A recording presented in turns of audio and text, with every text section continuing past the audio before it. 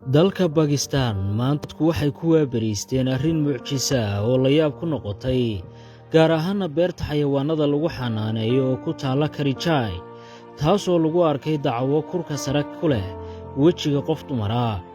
Arrintaasi oo la arkay maanta saacaddu markay ahayd 10-kii ayaa dadka ku noqotay fajac iyo amakaag la argagaxay. Subxaanallah, beertan oo ay ku nool yihiin xayawaano tiro badan oo kala duwan ayaa noqotay mid ku cusub xayawaanka goobtaasi lagu xanaaneeyo oo mucjiso ah.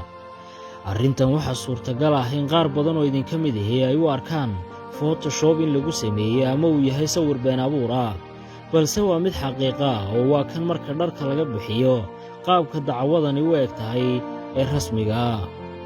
Dadka deegaankan xayawaanada lagu xanaaneeyo ku nool ee dalka Bakistan ku yaalla ayaa si ay u asturaan waxay u keeneen dhar lagu asturayo xayawaankan qaarka dambe dacwada uga eg qaarka horena gabadha. Arrintan ugubka ku ah dalka Bakistan oo dadweynuhu ku abuurtay cabsi weyn ayaa ah mid ku cibro qaadasho mudan oo xagga Alle ka timi, waxaana xayawaankan qof lamoodka ahi la yaab ku sii leeyahay.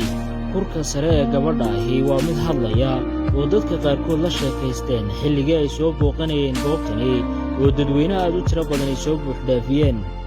Beerta xayawaanada ee Karijai ayaa dadweyne badani ku soo qulqulayaan si ay u daawadaan xayawaanka mucjisada ah. Subxaanallah, waa arrin ku cibro qaadasho leh oo Ilaahay ummaddiisa ku tusaya awoodihiisa.